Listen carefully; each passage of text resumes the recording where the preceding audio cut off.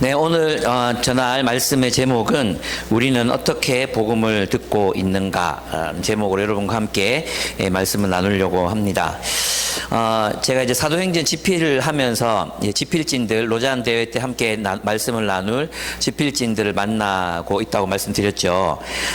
이제 내년이 되면 이제 저희가 묵상에서 올린 글들이 한국 전체 교회들에게 이제 나누어질 뿐만 아니고 이 글들이 영어로 번역돼서 전 세계로 이제 나가게 됩니다. 그래서 로잔 대회에서 하는 거기 때문에 아주 많은 복음주의권에 있는 분들이 제 글을 읽게 되는 영광을 제가 여러분이 지금 그런 글로벌한 목사님을 보고 계십니다.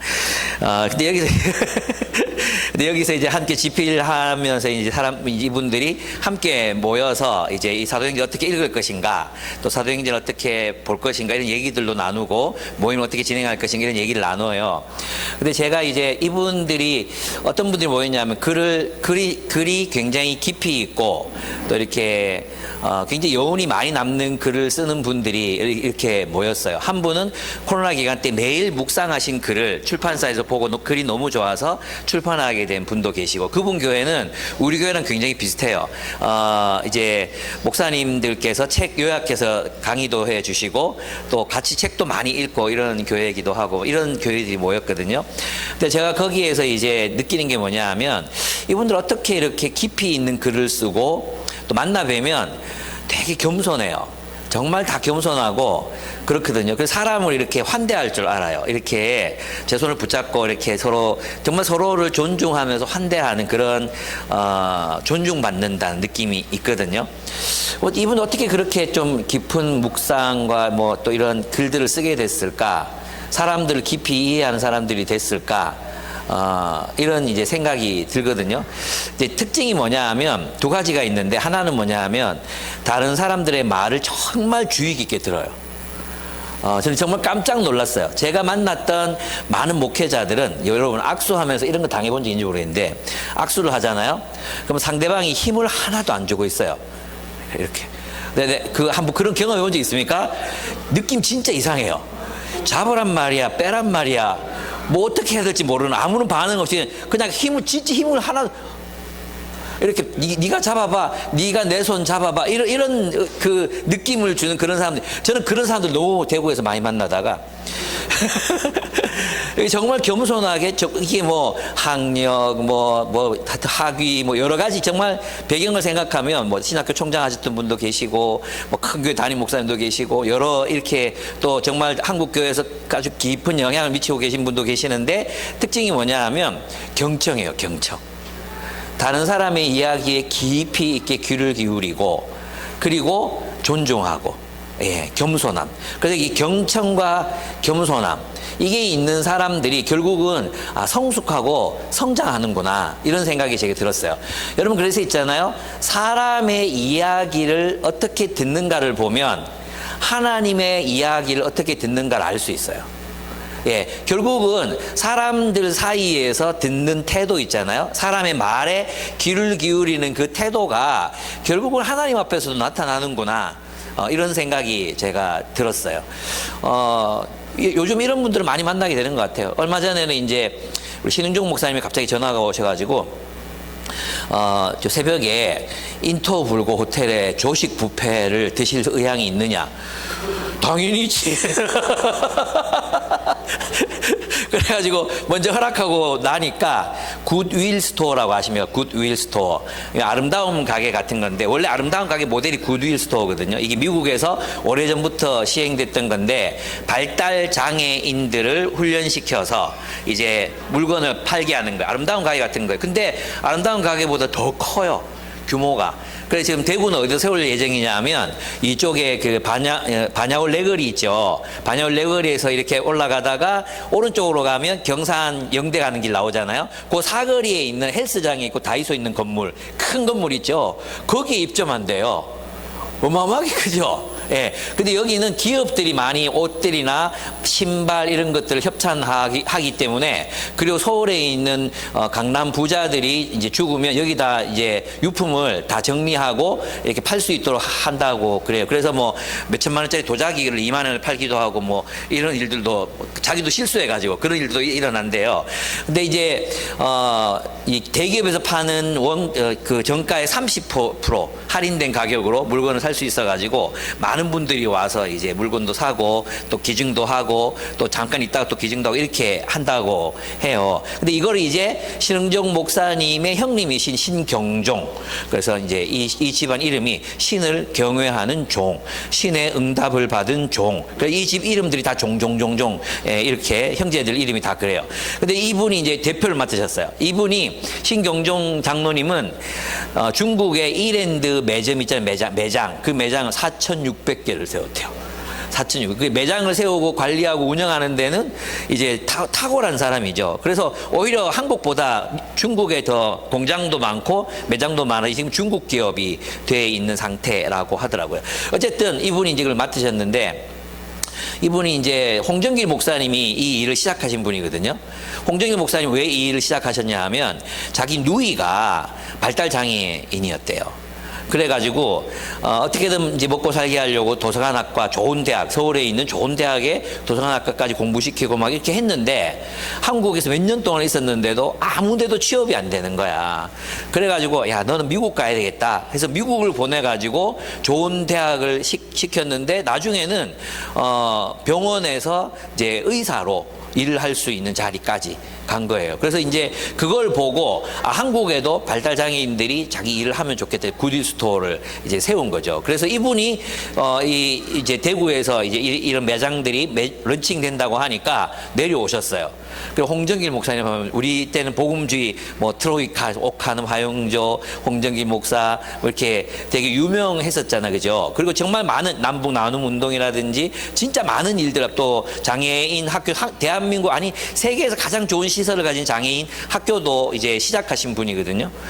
정말 놀라운 일을 하셨던 분인데 제가 가서 이제 인사를 이렇게 드려서 만나 뵙게 돼서 너무 영광이라고 이렇게 인사를 드리니까 이분이 일어나셔서 제 손을 이렇게 잡으시더니 함께 해주셔서 너무 감사합니다. 여러분 그거 아시죠? 왜? 진심으로 이분이 나를 존중하고 있다. 이 느낌이 다르거든요. 이거 하고 진짜 있잖아, 내 손을 따뜻하게 잡으시면서 정말 감사하다고. 갈 때도 저를 이렇게 보시더니 저를 좋아하시는 것 같았어요. 어쨌든 그래서 그래 이제 손을 잡고 이렇게 사람을 환대하신 그런 모습을 보면서 있잖아요.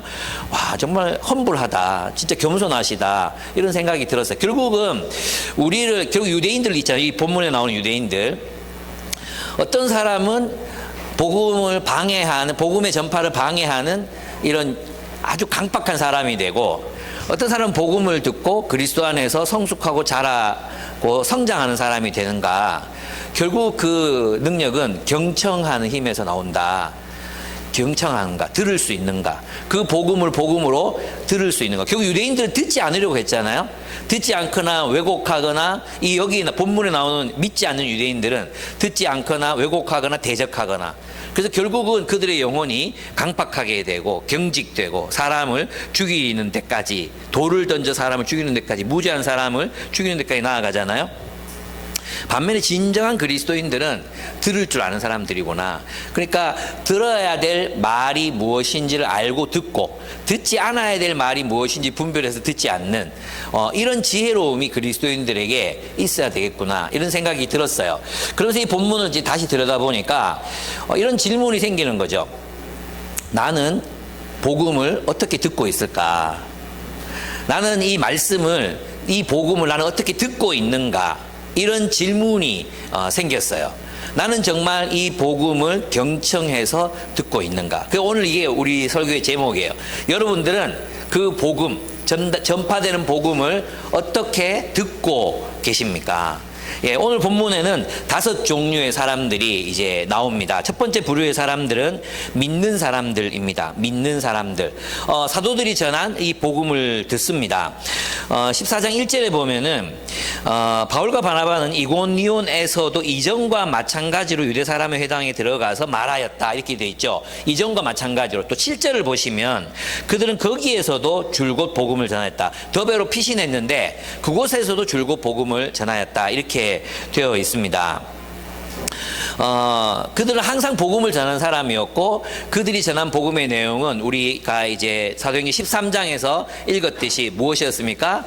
약속하신 메시아가 예수 그리스도이시다. 구약성에 하나님이 하나님의 나라를 이 땅에 실현하시겠다고 보내신 그 메시아가, 그 약속하신 메시아가 예수 그리스도이시다. 이게 복음이잖아요. 이것을 복음으로 늘 같이 제시했다는 거죠. 그런데 오늘 본문에 보면 이런 이야기들이 나옵니다. 그래서 유대 사람과 그리스 사람이 많이 믿게 되었다 이렇게 이야기하고 있습니다. 그리고 3절에 보시면 두 사도는 오랫동안 거기 머물면서 주님을 의지하여 담대하게 말하였다. 주님께서는 그들의 손으로 표징과 놀라운 일을 행하게 하셔서 그들이 전하는 은혜의 말씀을 확증하여 주셨다. 이렇게 돼 있죠. 그죠? 그러면 사도들의 삶에서 어떤 일들이 지금 일어났다고 기록하고 있습니까? 기적들이 일어났다. 표적이 일어났다. 이렇게 기록하고 있죠. 그 표적들은 무엇을 확증했습니까? 사도들이 전한 메시지. 그게 뭡니까? 즉 예수가 그리스도이심을 확증했다는 거예요. 어떤 의미에서 그러냐 하면 예수께서 지상에서 계실 때, 이 땅에 계실 때 예수께서 하신 일을 사도들이 그대로 재현하잖아요. 그러니까 우리는 지금 이제 잘 모르겠지만 이 당시 예수를 경험했던 사람들은 저건 예수님이 하셨던 일인데, 저건 예수가 하셨던 일인데 이걸 이제 사도들이 하고 있잖아요. 그래서 사도들이 이 일을 했다는 것은 그들이 증거한 예수가 하나님이 약속하신 메시아이시고 자신들은 그 예수의 사역을 계승해서 하나님의 말씀, 복음을 전하고 있다. 이것을 확증하는 것이 그들의 표적이었다고 이렇게 쓰고 있습니다. 근데 우리는 이제 어떻게 생각하느냐, 어떤 분들은 이런 의문을 가져요. 이제 바울산지에서도 이런 질문을 하는 분이 계셨고, 이제 그랬는데, 어떤 거냐 하면, 이제 이 성경에 보면 표적, 기적, 뭐 이런 것들이 기록이 돼 있잖아요. 그 왜 기록했을까? 우리는 어떻게 믿어요? 사실이니까 기록했지. 사건이니까 기록했지. 이런 생각을 갖고 있잖아요. 근데 이제 과학주의나 자연주의적 세계관에 깊이 이렇게 생각해 보면 자연 세계에서 일어날 수 없는 일이 어떻게 일어날 수 있느냐, 이런 의문들을 사람들이 가지거든요. 그래서 이 기적 이야기를 어떻게 읽느냐 하면 사람들이 사도들이 전한 이야기, 복음, 예수 이야기를 좀 잘 믿게 하기 위해서 꾸며낸 이야기라고 생각하는 사람들이 있어요. 예. 그러니까 기적 이야기를 써서 예수가 메시아고 사도들이 메시아를 증언하는 기적을 일으켰다는 것을 이제 하나의 꾸며낸 이야기, 자신들의 이야기, 그러니까 진짜 들려주고 싶은 이야기는 뭐냐 하면 예수님의 사상, 예수님의 교훈, 자신의 생명보다 이웃을 더 사랑하며 살라는 예수의 교훈을 전하고 싶은데 이것만 전하면 사람들이 안 들을 것 같으니까 기적이라는 것들을, 기적 이야기를 만들어내서 사람들로 하여금 믿게 했다, 이런 생각들을 가진 분들이 계세요. 근데 저는 이런 생각이 들어요. 이제 뭐냐 하면 사도행전이나 누가복음은 AD 한 70년 이후에 기록된 책이잖아요. 그러면 이게 기록되기 전에 믿음을 가졌던 사람들, 즉 바울과 바나바가 회당에 들어가서 예수가 메시아라는 것을 증언하고 그리고 그들이 행한 것을 보고 예수를 믿었던 사람들은 이 이야기를 통해 믿은 게 아니라 그들이 경험했던 사도들의 모습과 말을 통해서 예수를 믿게 됐잖아요. 맞아요? 예, 그렇죠. 그러니까 이게 거짓말이었으면, 기록에 남겼으면 이 기록이 거짓이 되잖아요. 그러면 여기 이미 믿고 있는 사람이 있고, 그 다음에 이 기록에 의해서 세워진 교회가 있어. 그럼 이 세워진 기록물이 있어. 그러면 자신이 메시아에 대한 경험을 가진 사람들이 교회가 됐고, 나중에 기록된 이 기록을 읽었을 때 이건 거짓말이라고 거부하지 않았을까요? 이런 생각 한번. 첫 번째. 그래서 이것은 사실은 초대교회 1세기 교회 그리스도인들은 사건을 통해서 또 이 사도들의 증언과 그들이 행한 행적을 통해서 예수를 믿었지, 이 글들을 통해 예수를 믿은 사람들이 아니었다는 거죠.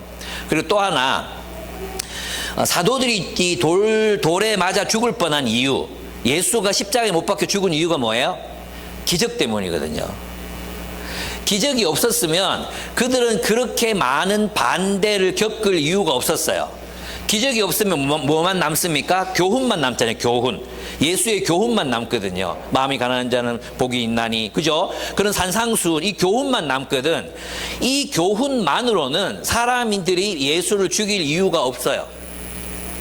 예수를 십자가에 못 박아 죽일 이유가 없어요. 왜냐하면 이건 유대교의 확장이거든요. 유대교를 더욱 성장시키면, 그러니까 유대교는 기독교와 완전히 단절된 게 아니라 유대교의 정신을 완성한 것이 기독교이기 때문에 이렇게 마음이 가난한 자에게 복이 있다, 뭐 또 이렇게 왼편 맞으면 오른편 돌려대라, 이 얘기 했다고 사람들이 이 교훈을 전하기 위해서 사도들이 그렇게 막 개고생을 하고 돌 맞고 그러지 않았다는 거예요.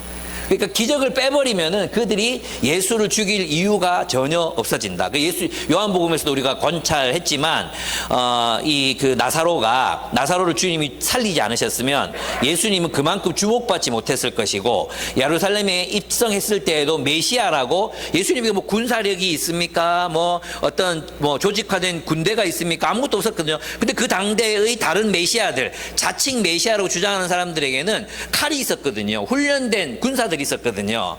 근데 이 사람들 그게 전혀 없는 상태에서 온 예루살렘 성 사람들이 뛰쳐나와가지고 막 메시아라고 호산나라고 외치면서 다윗의 후손으로 오시는 이라고 찬양할 수 있었던 것, 그것은 기적이 없이는 설명할 수 없는 일이라는 것입니다. 오늘 본문에도 마찬가지예요. 오늘 본문에도 제우스와 헤르메스라고 막 제사를 지내려고 하고 막 그러잖아요. 이 이야기가 그 당대의 사람들은 모두가 알고 있는 이야기였고, 그 사람들이 살아있는 동안에 누가복음과 사도행전이 기록됐고, 그리고 읽혀졌는데 어떻게 이 사건이 조작될 수 있을 것인가 생각해 봐야 돼요. 또 하나 있어요. 세 번째, 그건 뭐냐 하면, 기적 이야기를 괜히 집어넣어 가지고 사람들로 하여금 믿음을 가지기가 더 어렵게 만들어 놨다는 거예요. 제가 보기엔. 안 그렇습니까? 그냥 예수를 메시아로 만들려면 기적 이야기를 빼는 게 훨씬 효과적이에요. 기적 이야기 괜히 넣어가지고 이건 아니지, 이런 마음이 들게 하잖아요. 지금 우리가 그랬듯이 우리는 있잖아요, 1세기 사람들이 무슨 뇌가 없는 사람들인 것처럼 생각하는 경향이 있어요. 1세기 사람들이라고 해서 너는 산타클로스를 믿어? 산타클로스 있어? 이러면 산타클로스가 있어요? 뭐 이렇게 1세기 사람이라고 생각하십니까? 그렇지 않습니다. 1세기 사람들, 여러분 있잖아요, 기적을 그렇게 많이 행했지만, 예수의 생애에서 기적을 그렇게 많이 행했지만 사람들은 예수를 믿지 않았어요. 믿지 않는 사람들이 많이 있었어요. 무슨 말인지 아시겠죠? 그러니까 기적이 예수가 메시아라는 것을 믿게 하는데 큰 도움이 안 되는 도구였다는 것입니다.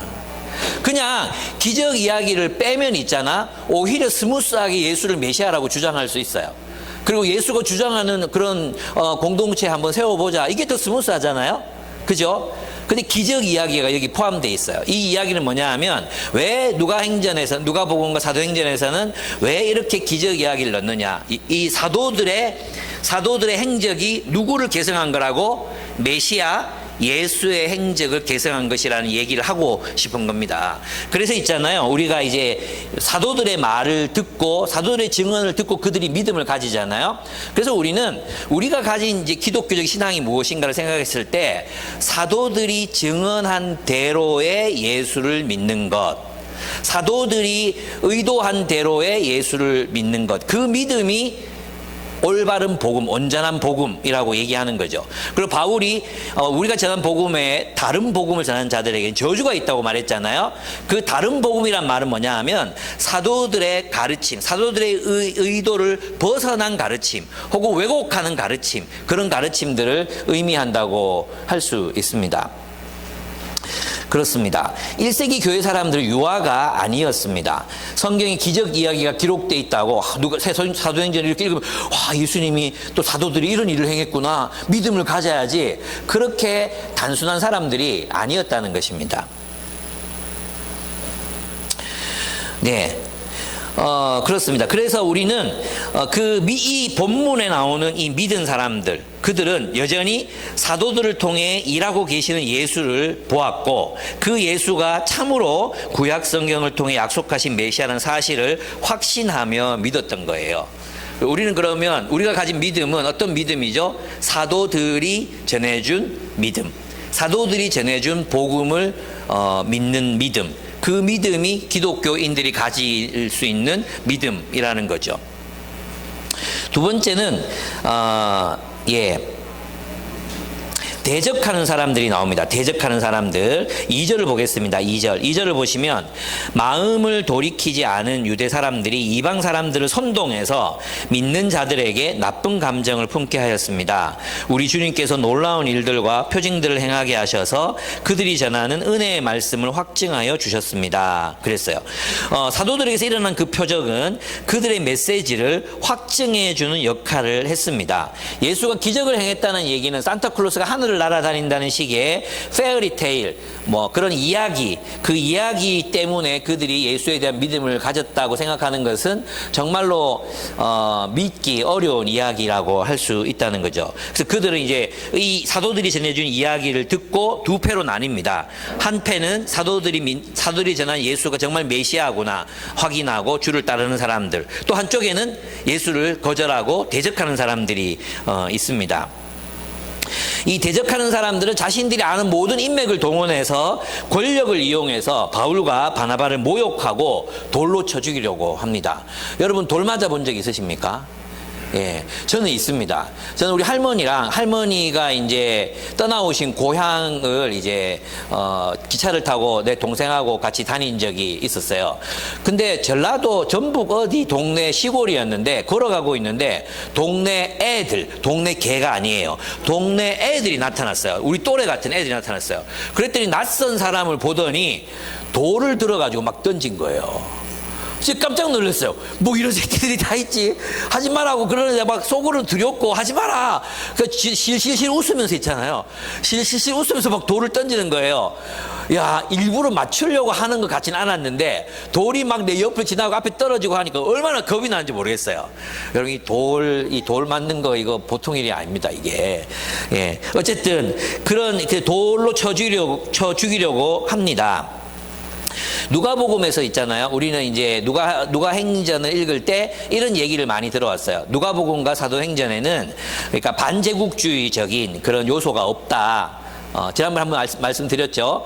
그래서 마치 이제 어떤 누가복음이나 사도들이 마치 기존 권력에 아부하는 것처럼, 그 저항의 정신이 빠져 있는 것처럼 그렇게 사도행전을 오랫동안 읽어왔어요. 많은 신학자들이 그렇게 주장했거든요. 그럼 무슨 말이냐 하면, 이제 누가나 바울이 하려고 했던 게 뭐냐 하면, 기독교는 로마의 위협이 되지 않는 종교입니다. 이걸 변증하려고 썼다는 거예요. 아마 그런 얘기 들어보신 적 있을 거예요. 그죠? 그런데 그 이야기가 틀려요. 왜냐하면 누가복음에 보면은 13장에서 우리가 살펴봤지만 헤롯의 죽음을 묘사하면서 있잖아요. 헤롯의 죽음을 묘사하면서, 헤롯은 누구의 대표자죠? 로마의 대표거든요. 로마의 대표. 그런데 그 한 장 분량에다가 로마 제국의 교만함과 로마 제국의 그 무도함, 그 사람을 존중하지 않는 그런 모습들을 상세하게 그려놓아요. 그리고 헤롯을 죽여버리잖아요. 하나님에 의해서 죽잖아요. 그건 뭐냐면 철저하게 그 제국적인 모습을 한 국가는 잘못되었다. 그들은 불의하다. 그래서 고발하고 있는 거거든요. 오늘 본문에서도 유대인들이 권력자들을 동원해서 5절 보시오. 5절. 그런데 이방 사람들과 유대 사람들이 그들의 관원들과 합세해서 바울과 바나바를 모욕하고 돌로 쳐 죽이려고 했다. 이렇게 되어 있습니다. 그러니까 이 땅의 권세와 권력은 복음의 전파를 방해하는 경우가 많습니다. 여러분, 국가도 복음의 전파를 막 이렇게 막 도와주는 국가는 잘 없습니다. 예. 중국을 보십시오. 북한을 보십시오. 또 우리나라를 보십시오. 권력을 가진 사람들은 늘 언제나 복음이 전파되는 것을 방해하고 또 이렇게 가로막습니다. 그럼 누가복음이나 이 사도행전의 핵심이 뭐냐?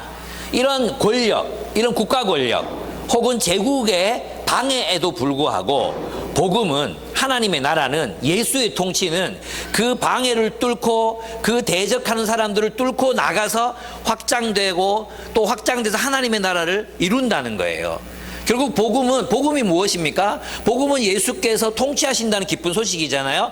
하나님께서 예수 그리스도를 통해서 하나님의 나라를 세우신다는 기쁜 소식. 그게 복음이거든요. 그래서 예수를 믿는 사람들을 통해 하나님의 나라가 세상에 세워진다는 기쁜 소식. 이게 복음이라면 이들은 기쁨으로 복음을 전했고, 이 복음은 세상의 권력이 결코 막을 수 없다. 세상의 조류가, 세상의 풍조가, 세상의 어떤 압력이, 혹은 세상의 어떤 유행이, 세상이 보는 어떤 시선들이 결코 복음의 진보를 막을 수 없다.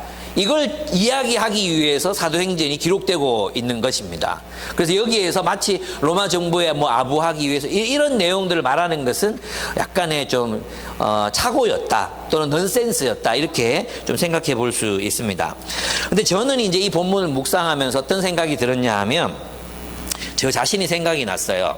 나는 이 복음을 대적하고 있지는 않은가.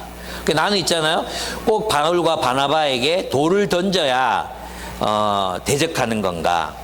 아니면 바울과 바나바가 전한 복음, 말씀, 예수 그리스도의 교훈과 가르침, 그 말씀을 내가 대적하고 있는 부분들은 없는가? 그것을 끝까지 거부하고 그 말씀이 내게 영향을 미치지 못하게 하는, 막아버리는 그런 것들은 없는가? 이런 것들이 좀 제게 묵상이 많이 되었습니다. 제 마음속에도 그런 마음들이 있거든요. 어떤 나를 좀 이렇게 마음을 상하게 하고 섭섭하게 하고 서운하게 했던 사람들이 있잖아요. 그러면은 내가 그래도 말씀을 묵상하고 기도하고 찬양하고 예배드리고 이러면 그 마음이 풀어지거든요. 다 풀어져요. 그런데 이 약효가 있잖아요. 이 약효가 있거든요. 그래서 내가 다시 말씀 묵상 안 하고 하나님과 가까이, 하나님을 사랑하고 하나님과 긴밀하게 이렇게 연결되어 있지 않으면 스물스물 내 안에서 섭섭한 마음이 확 올라오는 거예요. 예. 오늘도 아침에 정말 요셉 산지에서 예배 드리는데 너무 좋았거든요. 너무 찬양이 좋은데 여기 앉아가지고 자꾸 그 섭섭한 마음이 자꾸 어떤 일에 대한 섭섭한 마음이 자꾸 올라오는 거예요. 그래서 눈 감고 이렇게 찬양 묵상하려고 집중하려고 애를 쓰고 있는데 천무경 집사님 딸이 있어요. 딸, 그 아림이, 귀여운 애, 그 아림이가 있어요. 여기 앉아서 묵상하고 있는데 옆에 툭툭 치더라고. 그래가지고 무슨 차 빼달라 하나 여기 딱 봤는데 아림이 옆에 있다고 웃으면 정말 귀엽거든. 쌩긋이 웃으면서 머리띠 샀어요. 이 머리띠 엄마가 사줬어. 이쁘죠? 이러는 거야. 써봐. 그러니까 한번 써보고 가는 거야. 야, 저렇게 하나님이 계시로 들리더라고요. 예. 아, 얘가 나를 좋아하는구나. 그게 첫째 기분이 좋았어. 아, 얘가 나를 알아보고 나를 좋아해 주는구나. 이게 뭔지 모르게 내 마음에 되게 위로가 이렇게 되더라고요. 위로가 되면서 하나님의 음성이 들렸어요. 잡생각하지 마라. 찬양해라. 잡생각하지 마라. 이런 다시 집중하면서 찬양을 했는데 그런 마음이 드는 거죠. 내가 하나님의 복음을 대적할 수 있겠다. 자꾸 내가 있잖아요. 이게 스물스물 올라오는 마음을 풀어놓는 거야. 그냥 가만 놔둬 버리는 거지. 계속 더 섭섭하게 생각하고 그 마음을 또 붙잡고 또 막 키우고 상상하고 내가 없는 곳에서 이런 얘기들을 막 나눴을 거야. 내가 없는 곳에서 이런 막 또 하면서 나를 오해하고 있을까? 이런 막 확인되지 않은 상상이 막 부풀어지는 거죠. 이게 뭐라고요? 복음에 대적하는 거죠. 예, 여러분 마음에도 그런 거 없습니까? 막 예수 하나님께서 분명히 용서해라, 이해해라, 관대해져라 그렇게 실제로 하려고 하면서도 있잖아요. 어느 순간 막 이 마음을 붙들고 싶은 거지.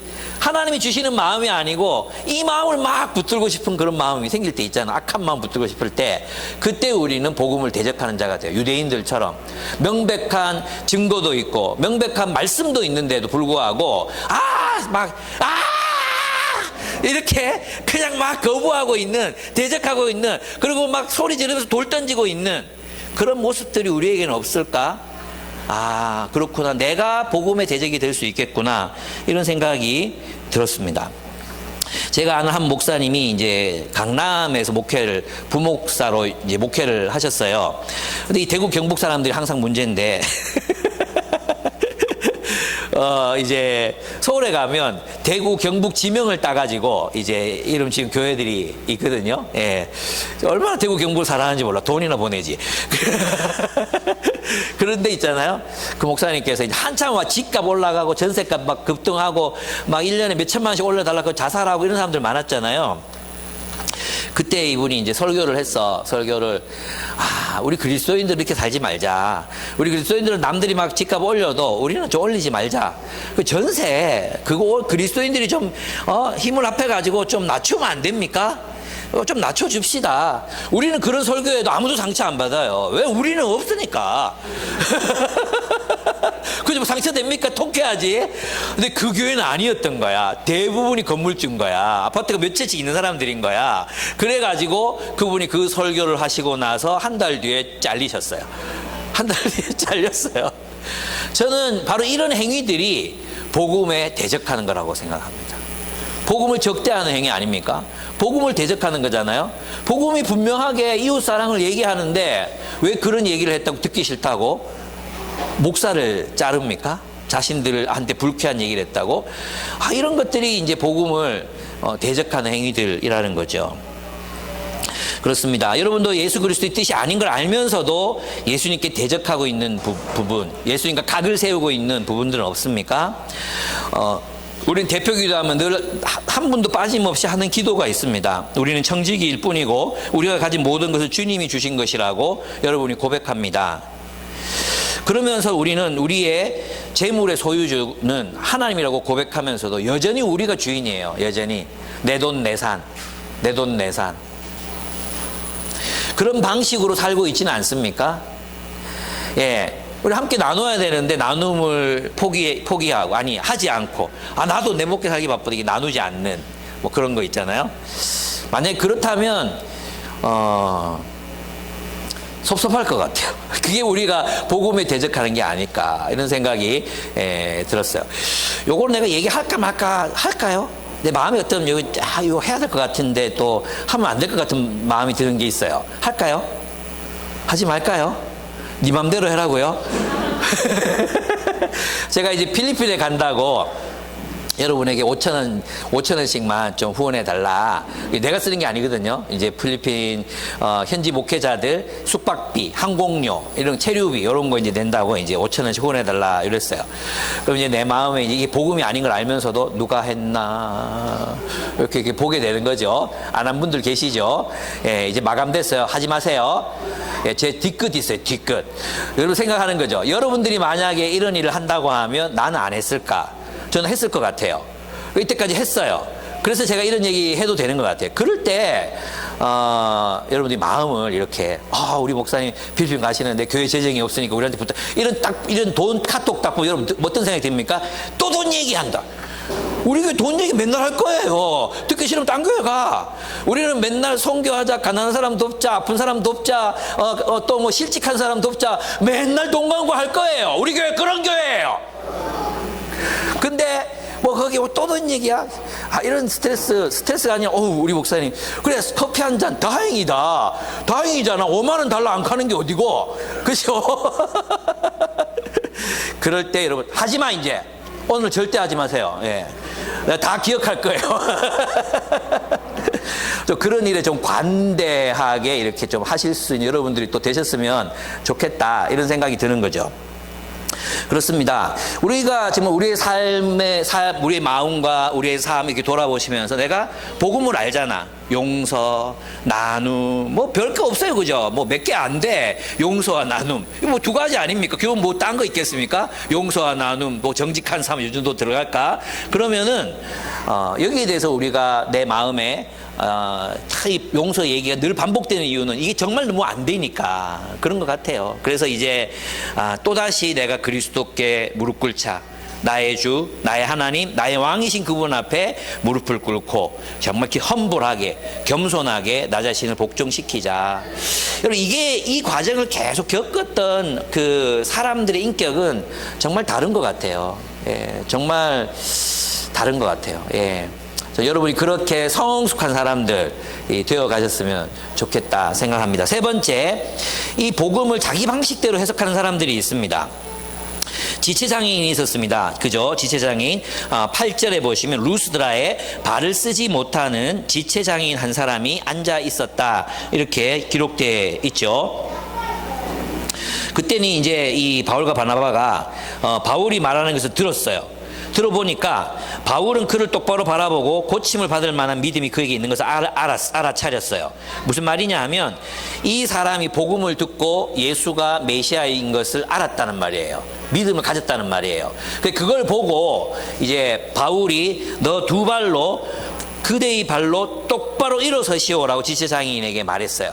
그랬더니 이 지체장애인이 벌떡 일어나서 걷고 뛰었다고 기록하고 있습니다. 여러분, 이 일은 또 누가 하신 겁니까? 하신 일입니까? 예수께서 하신 일이잖아요.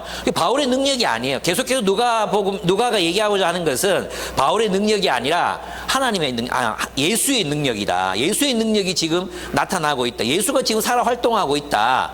그것을 계속해서 보여주고 싶어 합니다. 그런데 그러면 이제 사람들이 이걸 듣고 저 사람들이 뭐야? 그리고 이 분명히 말씀을 전했잖아요. 복음을 전했단 말이에요. 예수가 그리스도라고 전했단 말이에요. 산상순도 가르쳤단 말이에요. 그런데 있잖아요, 이 사람들이 어떤 일이 일어납니까?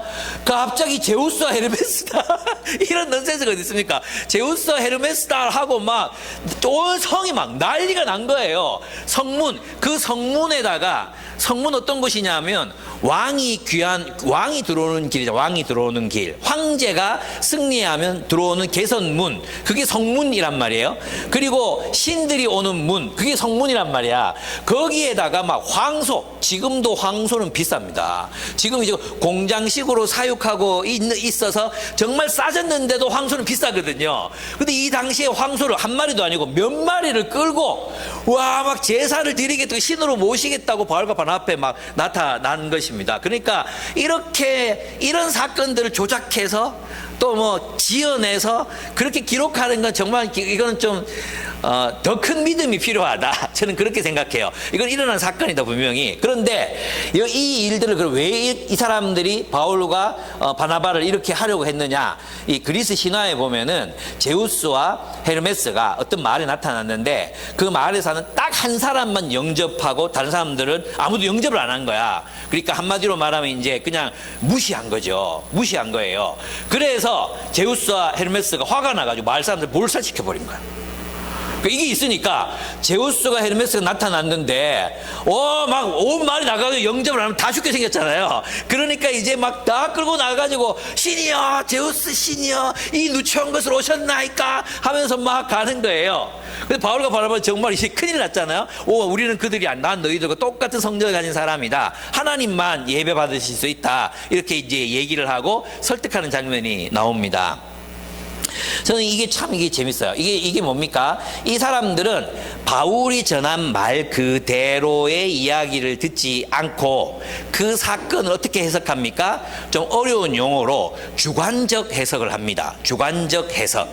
그러니까 사도들이 의도한 대로 사건을 해석하는 게 아니고 지조대로 우리가 자주 쓰는 지조대로 해석을 하는 것입니다. 어제 병관 간사님이, 이제 인성 간사님이 제안하셔가지고 이 책을 먹으라, 이걸 할까 말까 하다가 어떻게 하게 됐어요. 그래서 앞으로 이제 이 책 요약해서 강의하는 거 유튜브에 올리려고 하거든요. 좀 굉장히 좋은 콘텐츠가 될 것 같아요.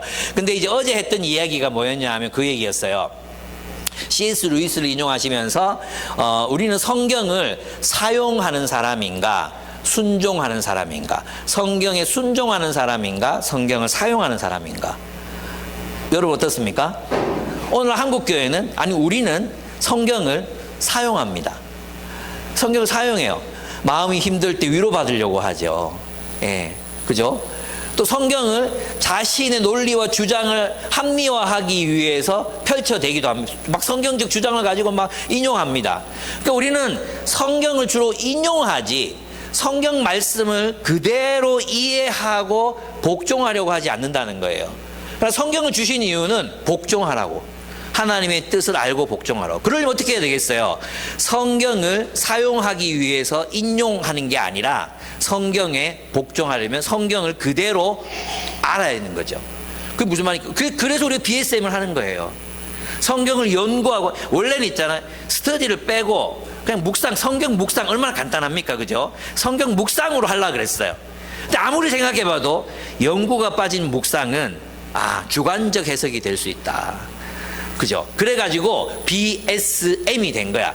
PBS는 스터디로 끝나잖아요. 스터디로 끝나면 안 돼. 묵상까지 나아가야 돼. 묵상이 뭐냐 하면 이 말씀이 원래 어떤 뜻인가, 그리고 이 말씀이 우리에게 어떤 의미를 가지는가, 이게 묵상이거든요. 그걸 깊이 생각하는 것, 그게 묵상이거든. 상상도 해보고 논리적으로 추론도 해보고 또 행간에 가려져 있는 의미도 파악해보고 도출해보고 이런 거 있잖아요. 이게 뭐예요? 하가 이게 묵상이에요. 묵상. 마치 맹수들이 짐승을 딱 잡아가지고 이게 막 뜯어먹다가 또 이제 빵에 밥 얻어놨다가 다음날 또 나가 막 뜯어먹고, 개가 막 뼈다귀를 막 갖다가 안에 보면 골수 있잖아요. 골수 파먹으러 막 햇바닥만 내밀어 파먹다가 안 파지니까 또 땅에 파묻었다가 다음날 일찍 일어나가지고 또 막 끓이면서 막 하는, 그게 묵상이라고요. 묵상은 가만히 있는 게 아니에요. 있잖아요. 설교도 똑같아. 설교도 들으면서 있잖아.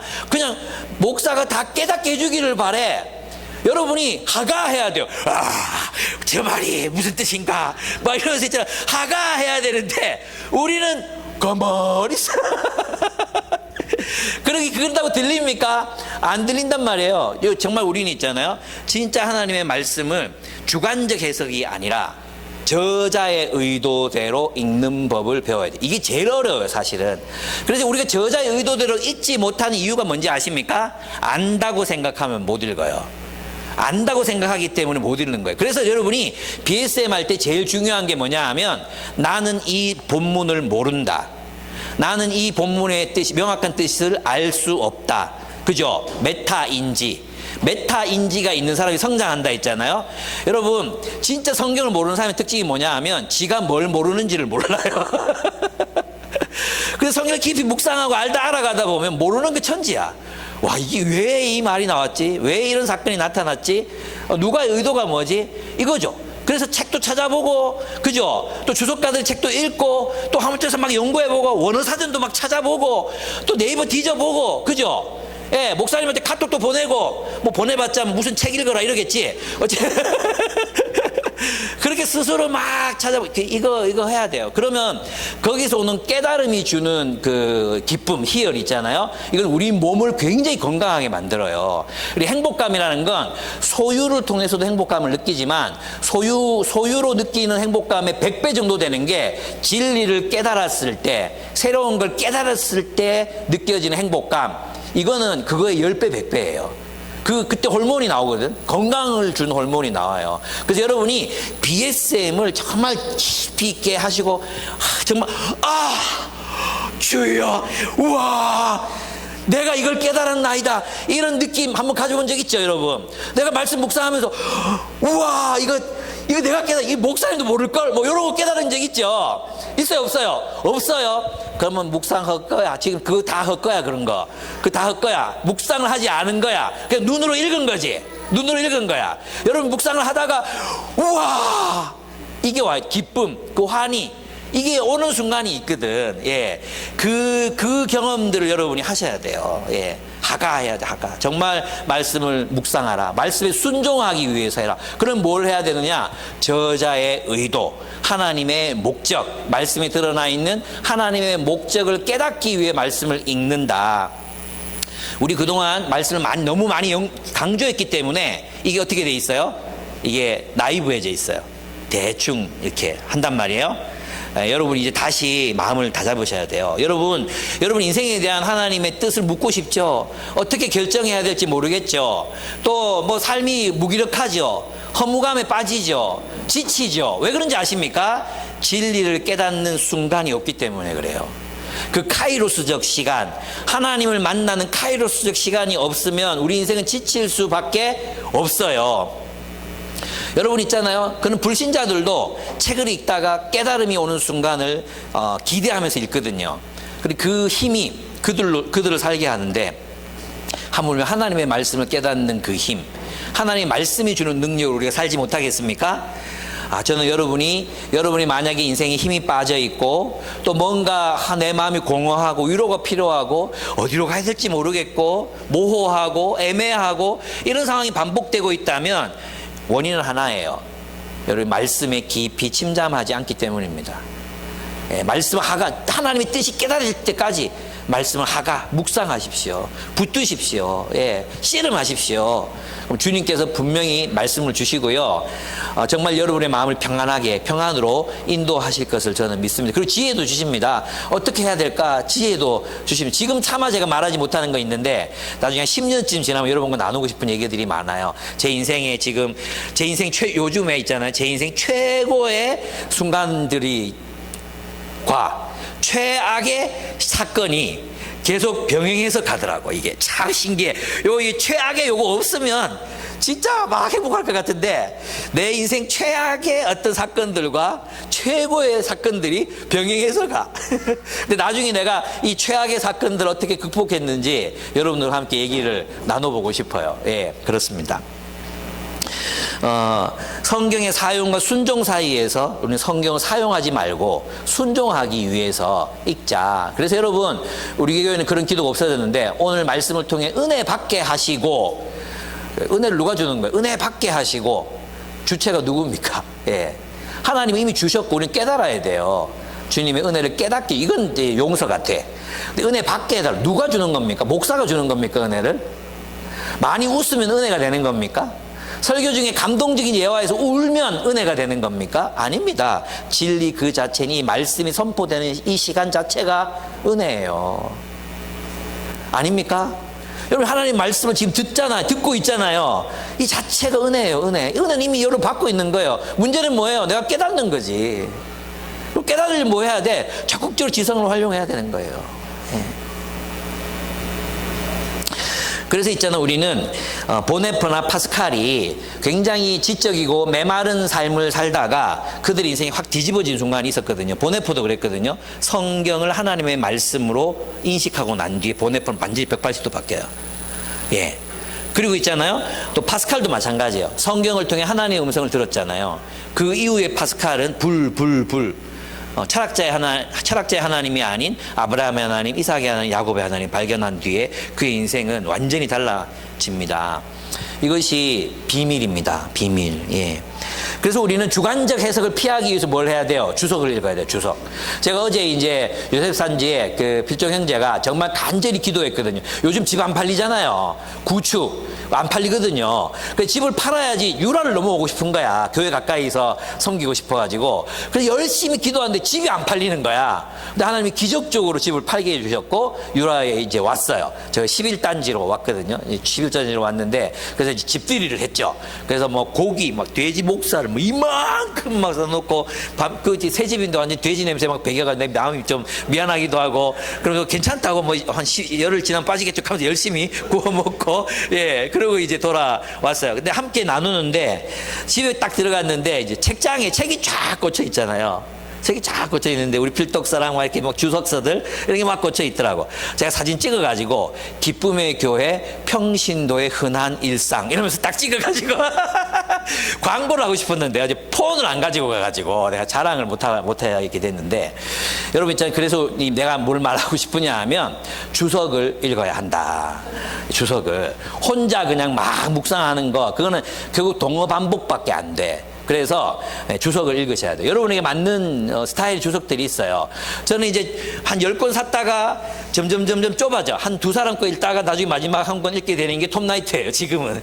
계속 그렇게 되는 것 같아요. 어쨌든 좋은 주석을 좀 참고하셔가지고 읽으셔야 돼요. 정말 안 읽을, 그럼 이제 NIV 당분 주석 복사를 해서라도 읽으셔야 됩니다. 안 그러면 내가 늘 알던 대로 성경을 보게 돼요. 그 필사가 좋은데, 필사만 해가지고 안 되는 게 뭐냐 하면, 이게 묵상을 하지 않으니까 어떤 세계관의 변화, 좀 관점의 변화가 일어나지 않는 게 제일 문제예요. 물론 하면서 변화를 겪는 분들도 계세요. 예, 그건 또 하나님의 은혜이고 좋죠. 그러나 우리가 가지고 있는 방법은 사실 이냐시오도 주장했던 방법이고, 보네포도 이렇게 우리가 하는 BSM 방식으로 계속 묵상을 했었고, 이냐시오도 우리 묵상의 달인이잖아. 이냐시오 수도원, 이런 달인들도 우리가 하는 방법과 거의 유사한 방법으로 성경을 묵상해 왔다는 것을 여러분이 기억하시면 좋겠습니다. 네 번째, 박해하는 사람들이 있습니다. 박해하는 사람들. 이 사람들은 기적을 봤어요. 그죠? 그리고 신이라고 추앙했다가 어떻게 됐습니까? 갑자기 돌로 쳐 죽여라! 유대인들이 와가지고 막 선동을 하는 거야. 쟤들은 사실은 이 선동의 내용이 뭔지 모르겠는데, 귀신 들린 자들이라든지 뭐 악마라든지 이런 식으로 선동을 했겠죠. 그래서 돌로 쳐 죽이려고 돌을 던졌습니다. 바울이 거의 반 죽게 되었습니다. 그래서 뭐 이렇게 죽은 줄 알고 내다 버렸는데 어땠습니까? 제자들이 둘러서 있을 때 벌떡 일어나서 성 안으로 들어갑니다. 야, 바울은 진짜 불가사의한 인물이에요. 예. 저는 있잖아요. 이 다음부터는 돌 트라우마가 생겨가지고 돌 있는 곳에 못 갈 것 같거든요. 돌만 봐도 막 움찔거리고 그럴 것 같은데, 야, 바울은 진짜 이 범접할 수 없는 경지다. 뭐 이런 생각이 저는 들었습니다. 근데 누가 돌을 던졌는가? 누가 던집니까, 여러분? 누가 던졌어요? 유대인들이 던집니까? 아니죠. 누구죠? 그리스 사람들이 던지잖아요. 누구? 선동당한 자들.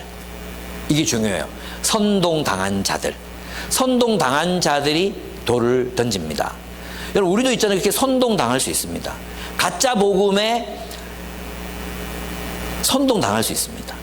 시대 조류에 선동당할 수 있습니다. 얼마 전에 우리 이제 부모님 댁을 방문했는데, 우리 어머니께서 화가 나셔가지고 막 어떻게 목사가 그럴 수 있냐 그러면서 이제 또 PD 수첩인가 어딘가 나왔나 봐요. 나는 TV를 안 보니까 잘 몰랐는데, 어떤 목사 자기는 재산도 없고 집도 없고 월급도 안 받는다. 그러면서 뭘로 먹고 사느냐? 교인들이 전해준 돈 받아서 먹고 산다. 뭐 이런 얘기 하는 분이 있어요. 예, 우리 교단은 있거든요. 예. 근데 알고 보니까 여기 어떤 할머니가 폐지를 줍고 계신 거야. 할머니 왜 이렇게 고생하세요? 그러니까 돈 벌어서 목사님 드려야 된다고. 그 목사는 그 교회 전체가 자기 재산과도 같이 사용하고 있거든요, 지금도. 예. 그리고 진짜 어마어마한 데서 살거든요. 근데 자기 명의로 안 돼 있다는 거지. 교회 명의라는 거지. 그리고 월급 안 받는데, 월급보다도 계속해서 가스라이팅, 성도들이 갖다 주는 수천, 수백만, 수억의 돈들을 가지고 생활을 하잖아요. 가스라이팅 되는 거야. 성도들에게 뭐가 없기 때문에 스스로 성경을 읽고 묵상하고 해답을 내릴 수 있는 능력이 없기 때문에 목사들에게 가스라이팅 당하는 거예요. 우리 어머니께서도, 우리 어머니께서 아시잖아요. 아시고, 목사가 이래, 니는 그러지 마라. 엄마, 나는 그렇게 해도 갖다 줄 사람도 없다 하면서 막 그렇게 얘기했는데, 와, 그러니까 가스라이팅 하는 거죠.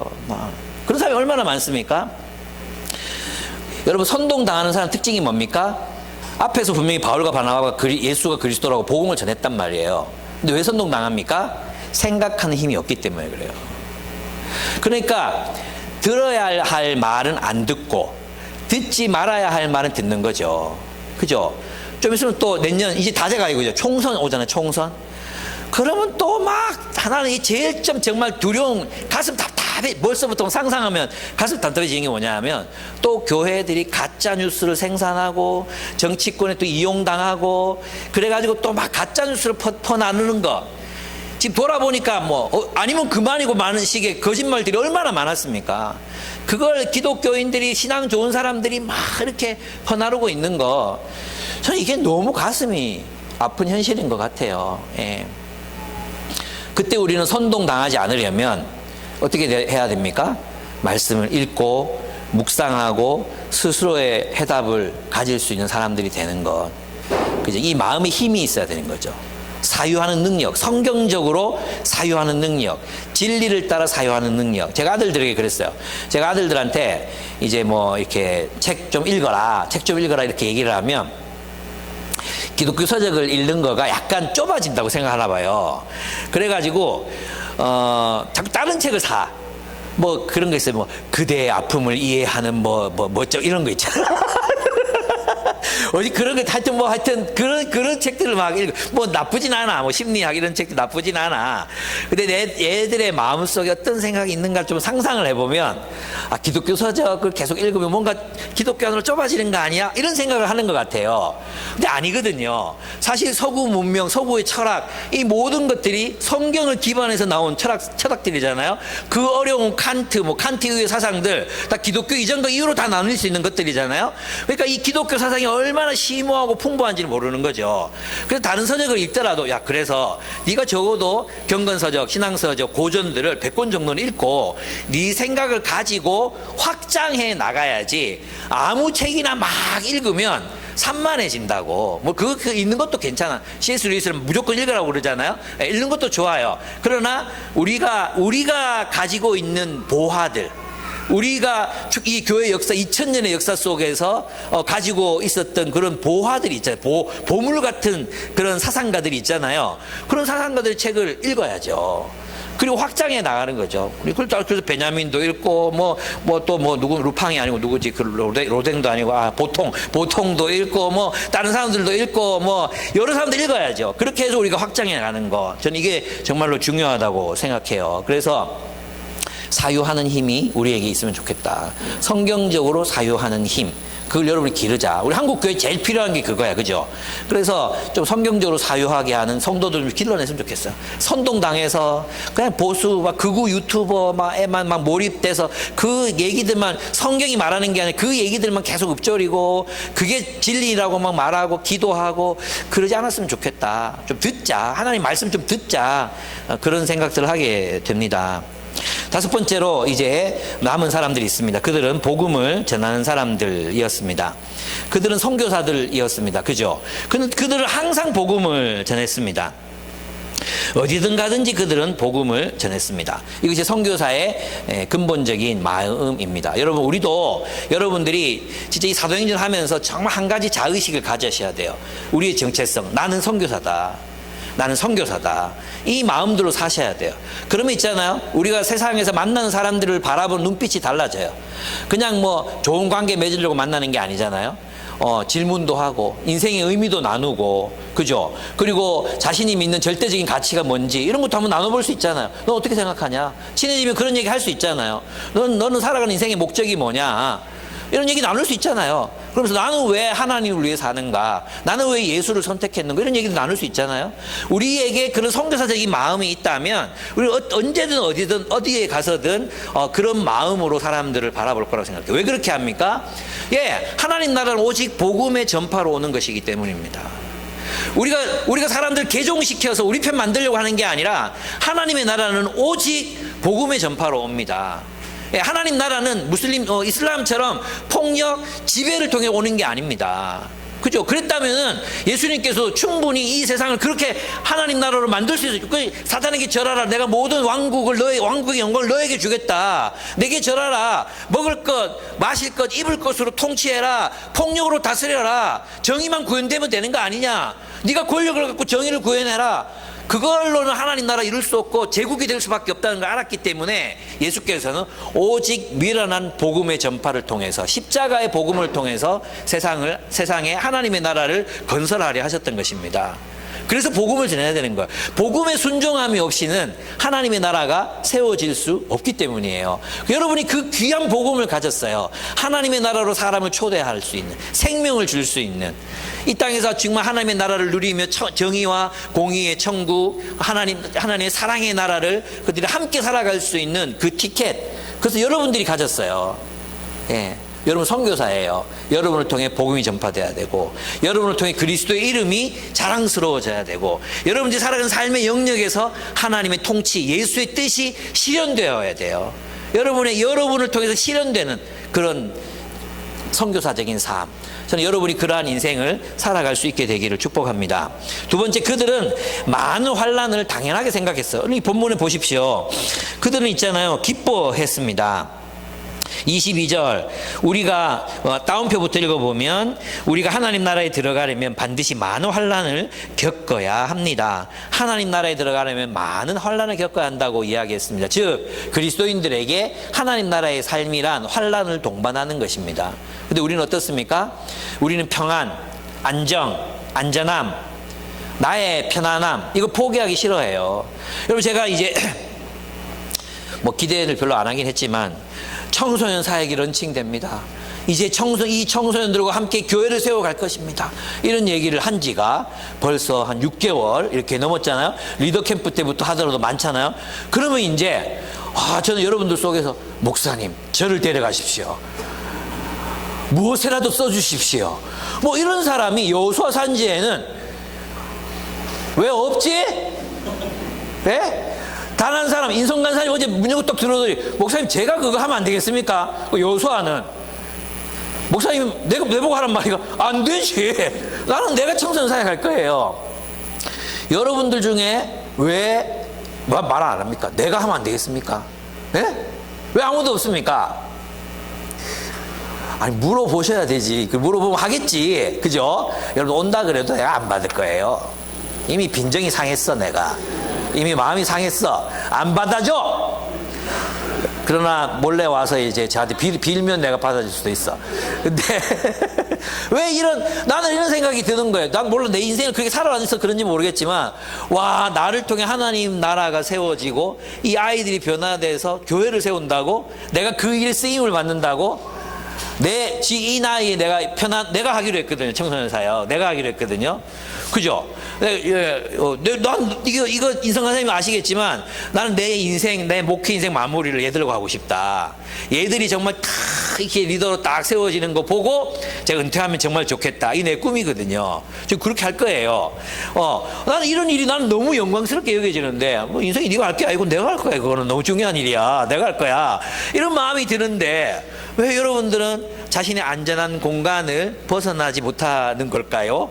예? 왜 안전한 그 공간? 그거 가면 불편할 텐데, 힘들 텐데, 여호수아로 못 돌아갈 건데, 이런 생각 혹시 하고 있습니까? 여러분, 그거 아니죠? 예. 여러분 마음속에 분명히 푸른 바다 나서니 몸 어디든지 가오리다.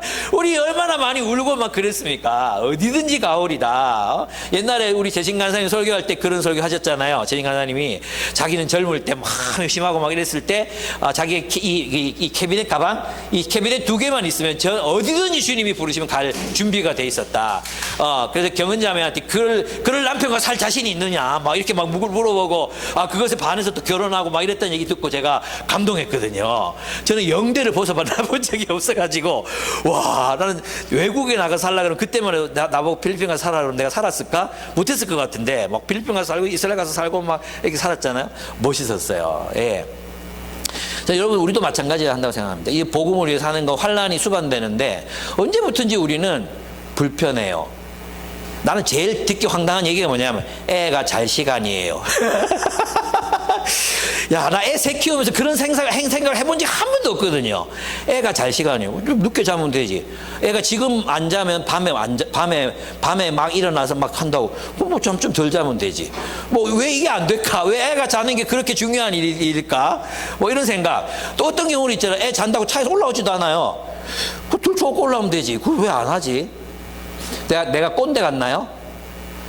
나 그래도 애 잘 키웠는데, 건강하게 잘 컸는데, 여러분 너무 과도하지 않은가 생각해 볼 필요가 좀 있습니다. 지난번에 요셉 산지에서 제가 얘기 드렸는데, 애들한테 너무 좋은 거 잘해주려고 하지 마세요. 애들은 결핍 가운데 키워야 돼요. 결핍 가운데.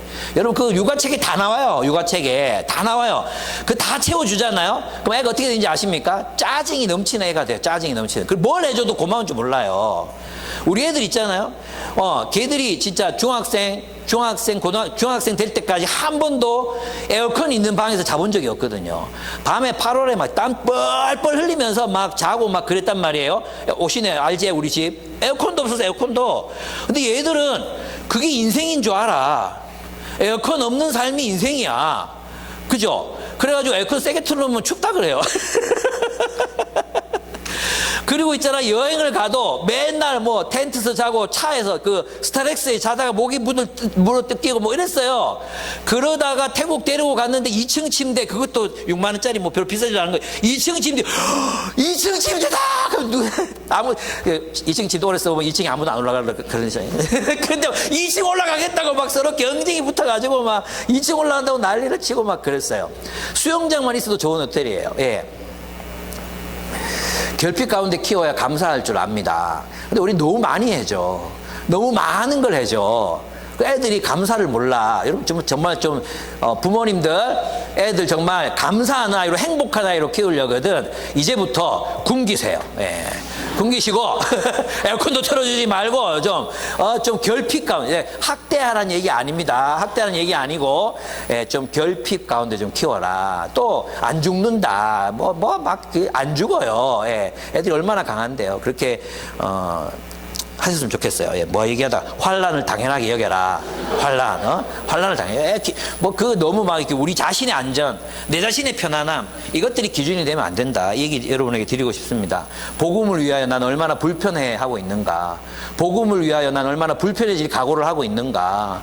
복음을 위해서 난 얼마나 내 인생을 또 많은 환란을 당하여라 그랬잖아요. 저도 제 인생 노후를 어떻게 할까 뭐 이런 거 이제 생각들 하게 돼요. 그렇습니다. 예. 예. 제가 지금 꿈꾸는 게, 요 시간 많이 남았다, 그죠?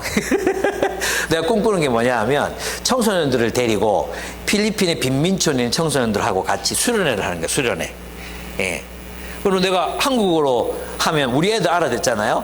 통역으로, 따갈로그로 누군가가 선교사님이 통역해주면, 그럼 걔들이 알아듣잖아요? 그래서, 필리핀 아이들과 함께 하는, 얘들은 뭐, 리조트, 한 번도 못 가본 애들이거든. 수영장 있는, 진짜 지난번에 한번 우리 간사들 갔을 때 온천 있는 수영장을 갔거든. 거기 처음 와본대, 처음. 수영장에 처음 와본대. 졸리비, 진짜 흔한 맥도날드 햄버거거든요. 그걸 평생 동안 한 번도 못 먹어본 사람들이 있대요. 우리가 가서 사줘야 먹는 거예요. 이런 애들 데리고 가서. 이런 애들 얼마나 감사하겠습니까? 그런 상황이. 같이 밥해 먹고, 같이 나누고, 말씀 듣고, 또 우리가 하는 BSN 가르치고, 이렇게 할 거예요. 예. 와, 너무 재밌지 않겠습니까? 이럴 때 여러분 마음 어떤 마음이 들어야 돼요? 제가 가고 싶습니다. 막 이런 마음이 들어야 되는 거야. 직장을 어떨까? 그건 나중에 생각하고. 일단 마음은, 내가 가고 싶은데 직장을 가야 되는 거. 요거 하고, 귀찮다. 이런 거하고 다르잖아요. 예. 왜 우리에게는 복음을 향한 열정이 이렇게 식어버렸을까? 왜 우린 더 이상 뜨겁지 않을까? 여러분 뜨겁죠? 예. 이런 기회를 안 줘서 그렇잖아요. 기회를 드릴게요, 이제. 기회를 많이 드릴 테니까 같이 그렇게 좀 살았으면 좋겠어요. 세 번째, 그들은 자신을 파송했던 안디옥으로 돌아가서 자신의 사역과 열매를 보고했습니다. 이게 굉장히 중요합니다. 여러분, 오늘 주일 예배를 마치잖아요. 그럼 여러분 어디로 파송됩니까? 여러분의 선교지로 파송됩니다. 일주일 동안 파송됐어요. 그럼 돌아와서 어떻게 해야 돼요? 나눠야 돼요. 여러분, 저는 그래서 우리의 나눔이 말씀을 읽고 결단한 내용들을 나눈 미래적 나눔, 이번 주 이렇게 살 거야, 이게 아니라 이제부터는 두 가지를 다 해야 돼. 말씀을 듣고 읽고 연구해서 이거 깨달았습니다. 말씀을 나누잖아요. 또 하나 사역 보고를 해야 돼요. 사역 보고. 그게 무슨 말이냐 하면 일주일 동안 내가 선교사로 이런 삶을 살았습니다. 근데 거절당했습니다. 어떤 경우에는 누군가가 먼저 나에게 물어보더라고요. 네가 믿는 하나님 어떤 하나님을 물어봤어요. 기뻤습니다. 제가 그래서 이렇게 말씀을 전했습니다. 우리 회사에서 불의한 일이 진행되고 있었는데 제가 리더십을 발휘해서 사람들 모아가지고 그 일을 막았습니다. 내가 하나님의 통치를 실현했습니다. 이런 나눔들이 있잖아요. 그런데 가난한 누군가를 만났는데 제 재정을 떼서 나누어 주었습니다. 이런 고백들, 사역 보고가 이루어지는 나눔이 우리의 코이노니아가 되어야 한다는 거죠. 그냥 넋두리가 아니라, 그냥 삶의 그 목적 없이 이루어지는 그런 이야기들이 아니라 나의 선교적 삶이 나누어지는 소그룹, 말씀이 나누어지고 선교적 삶을 어떻게 살아냈는지를 고백하고 나누는 그런 소그룹. 저는 여러분의 소그룹이 그런 소그룹이 되면 좋겠어요. 그래서 고난이 있더라도 있잖아요. 그냥 인생을 먹고 살기 위해서 살다 고난 당하는 거하고, 내가 선교사로서 선교적 삶을 살면서 고난 당하는 거, 똑같은 생계에 어려움이 있고 힘든 어려움이 있더라도 내가 선교적 삶을 살고 하나님을 위해서 고난 받는 거하고 그냥 먹고 살기 위해서 살다가 고난 받는 거하고 다르지 않습니까? 근데 고난이라는 강도는 똑같아. 그냥 직장생활 하는 어려움은 똑같아. 근데 그 목적을 바꾸라는 거예요. 목적. 내가 누구를 위해 고난받는가, 내가 누구를 위해 고생하는가, 내가 무엇을 위해 돈을 버는가. 사랑을 위해서 돈을 번다면 내가 그게 하나의 나눔이 될 수 있잖아요. 내가 이렇게 열심히 일하고, 내가 이렇게 열심히 사랑을 위해서 열심히 일하고 있는데, 이 회사에서 이런 일을 당했습니다. 그러나 주님께서 극복하게 해주셨습니다. 극복 중입니다. 마음이 힘듭니다. 이런 얘기를 하는 거죠. 우리의 나눔이 그렇게 구별되기를 축복합니다. 그런 마지막인데, 그들은 제자들과 함께 오랫동안 시간을 보냅니다. 이제 보냈잖아요. 이제 바나바와 바울을 따로 세워라. 이게 지난 장이었잖아요. 근데 이제 돌아왔어요. 돌아와서 그 개고생한 이야기들, 돌맞은 이야기, 이걸 나누는 거 아니에요. 나누고 제자들과 함께 오랫동안 있었어. 이 말이 무슨 말입니까? 그들과 함께 있으면서 치유되고 회복됐다는 얘기다. 그죠? 나 이 부분이 너무 감동적이더라고. 그들이 마음에 받은 상처, 육체적으로 받은 상처, 영혼으로 받은 사람에 대한 실망감, 이 수많은 것들, 그런 것들을 받아줄 공동체, 그리고 그곳에서 회복하는 거, 오랫동안 함께 있으니라. 이 말이 너무 좋았던 것 같아요. 너무 좋았던 것 같아요. 어제 우리 요셉산지 리더 모임을 하면서 제가 그런 선포를 했거든요. 제가 청소년사역 할 거고, 이제 김진신 간사님이 요셉산지 한다고. 근데, 요셉산지는 저한테 약간, 여러분 정말 사랑하거든요. 여러분 정말 귀하게 생각해요. 절대 이렇게 비교하지 마세요. 예, 요셉산지 오랫동안 같이 있었잖아요. 그래가지고, 이 친구들이 대학생 때부터, 여러분도 그런 분들이 계시지만, 대학생들도 쭉 이렇게 와서 키워서 이분들 통해서 교회가 세워졌는데, 내가 교회를 나가는 것도 아니야. 그리고 요셉 리더 모임에 내가 안 갈 것도 아니야. 자주 갈 거거든요. 근데 앞으로 재신 간사님이 눈물이 막 나오려는 거예요. 재신 간사님이 안돼 그래서 이제 저는 청소년 생활하러 갑니다 이렇게 말을 했지만, 그 서운함이 있더라고요. 어떤 섭섭함 이런 게 있더라고요. 근데 내가 이런 감정이 있는데, 이번에 이제 지필자인 모임에 가서 한 분이 그런 얘기 하시더라고요.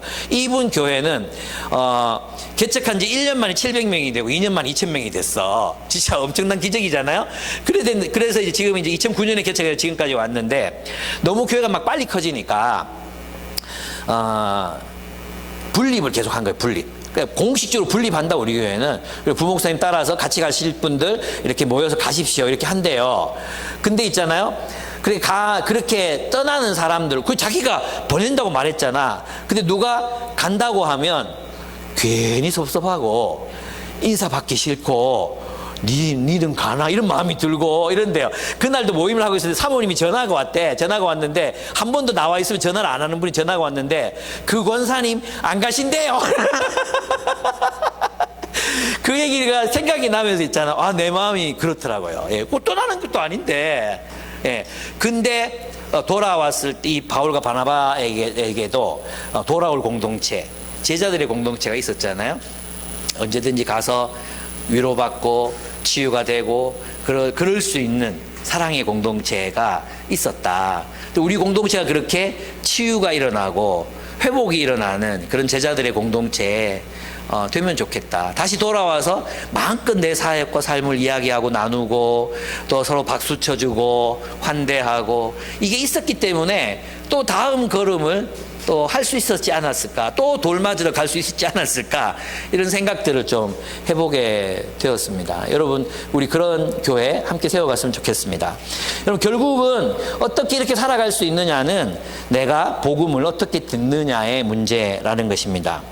복음에 대적하지도 말고 복음을 오해하지도 말고 자기 방식대로 해석하지도 말고 그리고 복음이 아닌 것들에 선동당하지 말고 오직 주의 복음을 주께서 사도들을 통해 기록하신 이 말씀을 깊이 이해하고 묵상하고 살아내서 하나님의 나라를 살아가고 그 하나님의 나라를 누리며 복음의 열매를 맺는 여러분의 생애가 되기를 축복합니다. 우리 함께 기도하겠습니다. 여러분 무엇을 위해 살고 있는가 돌아보시면서 함께 기도했으면 좋겠습니다.